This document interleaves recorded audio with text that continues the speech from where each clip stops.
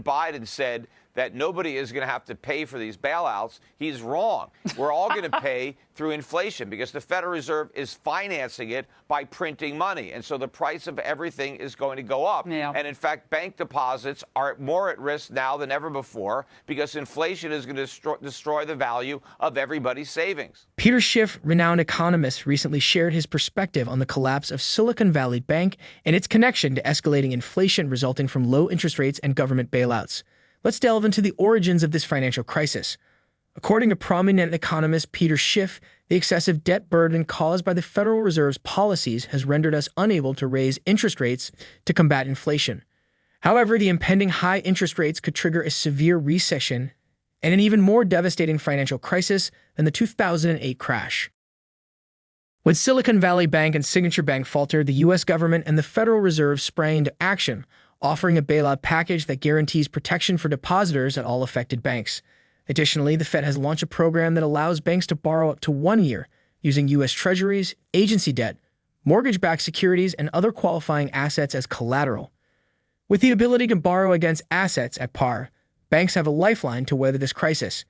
Discover more details on the government's rescue efforts in the aftermath of the bank's collapse. As price inflation weighs heavily on the American economy, the Federal Reserve has been compelled to increase interest rates in a bid to combat inflationary pressures. Be sure to subscribe to our channel and hit the notification bell icon to stay up to date on all our new updates. Well, American capitalism broke down a long time ago, and the latest bailout effort is just another nail in that coffin. Well, explain that for the viewers, please. Well, the reason that we are now having a crisis, and it would already be a lot worse if we hadn't made the mistake of backstopping all these insolvent banks, but the reason they got insolvent was because of the government. The Federal Reserve kept interest rates at zero for 12 years, quantitative easing, and during that time, banks and pretty much everybody else loaded up on low-yielding debt. But in order to keep interest rates that low, the Federal Reserve had to create massive inflation. They called it quantitative easing, and the adverse consequences really started to show up last year when we had these big elevated increases in the CPI. And so inflation was becoming such a burden on Americans that the Fed was forced into taking action. And so it raised interest rates and pricked the bubble that it inflated. And now all these institutions are insolvent at higher interest rates. We have a bigger debt crisis now than the one we had in 2008, which was also caused by the artificially low interest rates that followed the bursting of the NASDAQ bubble when the Fed kept interest rates at 1%. That inflated the housing bubble, but this time 0% inflated a much bigger bubble, which is why we're now having a much bigger financial crisis. But none of this would have happened had we stayed with a free market. The free market would have purged the economy from all these excesses a long time ago. And instead of having a bubble, we would have had a genuine recovery with real prosperity instead of the phony prosperity that we've enjoyed. And now the chickens have come home to roost. Peter tweeted, "Bailing out depositors of failed banks is yet another mistake by the Fed and the U.S. government. Not only does the moral hazard lead to even greater instability in the banking system and larger future losses, but the inflation created to pay for it unfairly socializes current losses. As the U.S. Federal Reserve attempts to combat the highest inflation seen in 2 generations, concerns are mounting that persistent interest rate hikes could lead to a wave of financial institutions heavily invested in Treasury bonds collapsing." First of all, it absolutely is a bailout. And even if the stockholders of these 2 banks are not getting bailed out, their wealthy customers are. You're talking about very sophisticated, high net worth individuals, corporations that had unsecured deposits. They should be losing, but they're not going to lose because they've been bailed out by the government. What we are experiencing now, this is the beginning of the 2023 financial crisis, which is going to be a lot worse than the one we had in 2008. In fact, it was the government's 0% interest rate policy and quantitative easing that sowed the seeds for this crisis. Of course, they created the 2008 crisis, and this one is even bigger, but I think they're acting quicker this time around.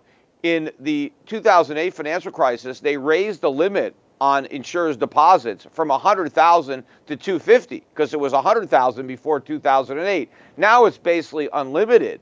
They're going to guarantee all the deposits, and this is a massive bailout for all the banks that haven't failed yet, but which were going to fail during the week and next week if the Federal Reserve didn't step up and backstop all these companies, or all these banks rather, by agreeing to take on all their underwater paper. All these banks are loaded up with long-term treasuries and mortgage-backed securities that are worth considerably less than they paid. They're now able to take that paper and give it to the Fed for 100 cents on the dollar, and that is a massive bailout. It is a return to quantitative easing, and the way Americans are going to pay for this is through higher prices. Inflation is now going to go through the roof. If you thought it was bad last year, wait till you see how much worse it is in 2023 and 2024. Peter said. So it wasn't just that we were going to have a recession. We were going to have another financial crisis. And I also said that the financial crisis that the Fed was going to create this time would be worse than the one that it created in 2008. And that's exactly where we are. Although the Federal Reserve's backstop solution managed to address the immediate crisis, it has resulted in much larger long-term issues. One major problem is the moral hazard the Fed put, whereby investors are confident that the Fed will always step in to rescue a crashing market. This sense of security removes the fear of loss that typically curbs excessive risk-taking, leading to an unhealthy culture of moral hazard. Additionally, the Fed kept rates close to zero for almost a decade after the crisis, further exacerbating these issues. While higher inflation may not necessarily hurt stock prices, the subsequent increase in interest rates could. Historically, as consumer prices have risen, so too has stock prices. However, when the Federal Reserve raises interest rates to combat inflation, it can negatively impact the stock market. If the Fed did the right thing, the market would crash. But the Fed's not going to do the right thing. It has no history of doing the right thing. It is the wrong thing. In fact, the reason the markets like the news, apart from the fact that nobody's losing any money apparently, is that the rate hikes are probably off. The Fed is going to stop fighting inflation.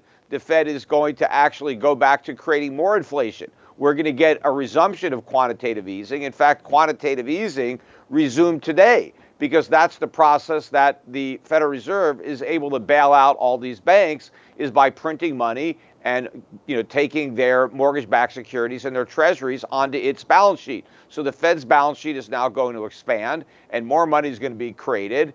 And so we're going to have a lot of inflation. And inflation is good for stock prices, right? It makes prices go up. So the price goes up at the supermarket, but it also goes up at the stock market. But the problem is, I think the prices in the supermarket are going to go up a lot faster than the prices in the stock market. According to Schiff, the dollar experienced a significant decline in value during the last quarter of the previous year, and this trend is expected to persist in 2023. This could exacerbate the trade deficit and contribute to an upward trend in inflation figures. Schiff also anticipates that a large number of investors will suffer significant financial losses, while commodities are poised to perform exceptionally well. The current surge in inflation has endured longer and presented greater difficulties than anticipated, particularly for the Federal Reserve. Thankfully, the inflation peak has passed, but it's undeniable that persistently high prices will continue to pose a challenge for stocks. The people who had money on deposit at this bank, they're the ones that should have lost. But because they got bailed out, everybody is going to lose.